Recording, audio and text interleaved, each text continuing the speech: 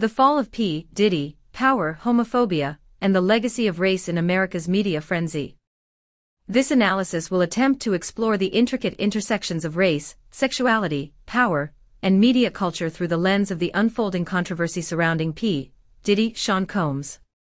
It will delve into issues of colorism, homophobia, and the legacy of historical trauma, particularly in relation to the sexual and power dynamics that continue to shape the lives and narratives of Black men in America. The fall of P. Diddy, abuse allegations and media silence. The crux of the controversy lies in the allegations made by Cassie, born Cassandra Ventura, P. Diddy's ex-girlfriend, who claims she was subjected to abuse throughout their long relationship. Cassie's accusations, which revolve around physical and psychological abuse, are disturbing, yet much of the mainstream and social media response seems curiously muted. This lack of coverage, or even empathy, towards her victimization is revealing. It showcases a broader societal issue where Black women's voices, especially when they speak out about abuse, are often sidelined or dismissed.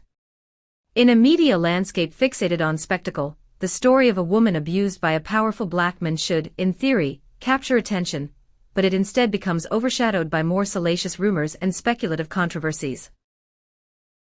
Sexuality and speculation, a feeding frenzy. Instead of centering on Cassie's victimhood and the abuse allegations, much of the attention has shifted towards speculation about P. Diddy's sexuality. Over the years, there has been mounting suspicion, largely from social media, concerning his private sexual encounters with men, including various prominent figures in the entertainment industry. These rumors involve artists such as Justin Bieber, Usher, and others who have worked closely with P. Diddy. Interestingly, the media and social spaces are quick to seize upon these speculations of homosexuality, without tangible proof, just hearsay from those around him, including his bodyguard and household staff. This feeding frenzy demonstrates a fixation on the intersection of Black male sexuality, fame, and the taboo of homosexuality. Despite no credible evidence, the salaciousness of the rumors dominates discourse, contributing to homophobic narratives that fuel views and engagement. As the media churns these conspiracies, it does so largely to the benefit of advertising dollars, capitalizing on the bigoted intrigue of viewers rather than focusing on the very real issues of abuse and violence. Colorism and power in Black success. Diddy's rise and current fall also touch on deeper issues of colorism and the complex racial politics of Black success in America. Colorism, the systemic preference for lighter skin within and outside of Black communities, has historically served as a tool of division and power. This division is rooted in the legacy of chattel slavery, where enslaved Africans were stratified based on skin tone.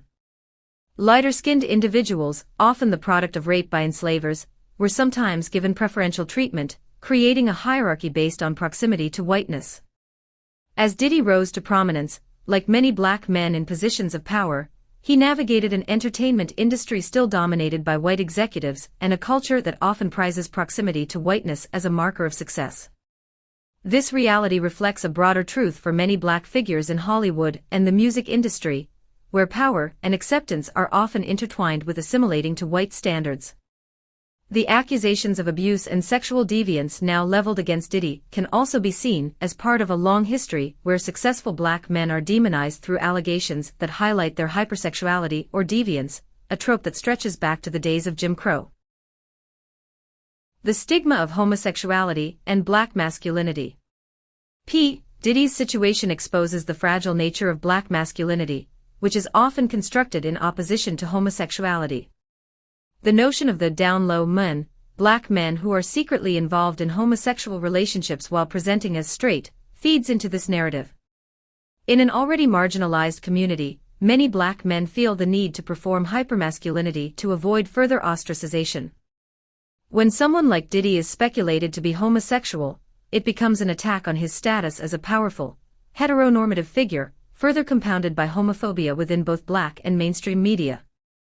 This hyperfocus on Diddy's alleged sexual exploits with men is reflective of a broader societal discomfort with Black male sexuality, particularly when it diverges from the heteronormative script. The legacy of slavery, wherein Black men were often dehumanized and hypersexualized, still permeates societal views of Black men today. Any suggestion of sexual deviation, especially homosexuality, is quickly seized upon, not just as a salacious rumor, but as a way to strip these men of power and authority. Media, homophobia, and profit. The media's handling of Diddy's case also highlights how homophobia is monetized. Social media platforms and certain news outlets, driven by algorithms and viewer engagement, often amplify the most controversial or salacious aspects of any scandal. In this case, instead of focusing on the serious allegations of abuse, platforms have latched onto the rumors of homosexuality and the spectacle of who else may have been involved. The more outlandish the claims, the more clicks and views they generate. This cycle feeds into the homophobia that still permeates much of society, and particularly the Black community. This hyperfocus on Diddy's alleged sexual exploits with men is reflective of a broader societal discomfort with Black male sexuality, particularly when it diverges from the heteronormative script.